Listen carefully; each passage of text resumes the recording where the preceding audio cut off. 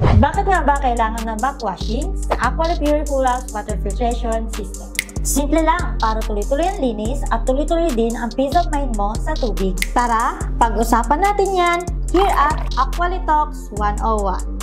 Okay, real talk. Lahat ng filter naiipon ng dumi over time. May kalawang, alikabok, buhangin, sediments. Lahat yan sinasalo ng system mo para di makarating sa gripo. Pero kung walang backwashing, babara yan. Mabagal na ang flow, tapos bababa pa ang quality ng water mo. Mahina ang pressure, madaling masira ang system, sayang investment mo. Buti na lang, madali lang talaga gawin ang backwashing. For most manual systems, may valve ka lang na iniikot, turn it on for a few minutes, tapos flush out na ang naipong dumi. Pero kung gusto mo nang set it and forget it, meron ding automatic backwash system. Ito naman, nakaprogram na siya. Siya na mismo ang naglilinis at magbabackwash on schedule. Wala ka nang kailangan gawin. Tuloy-tuloy ang linis kahit busy ka. Whether manual or automatic, backwashing keeps your system working properly para hindi bumara, bumagal, or lumala ang water issues mo over time. Kapag regular ang backwash, clean water palagi, matagal masira ang filter, consistent ang water pressure sa buong bahay. Good news! Wala ka nang alalahanin pa.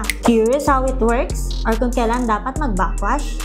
Message us here. This is Aqualitalks 101, your trusted water experts.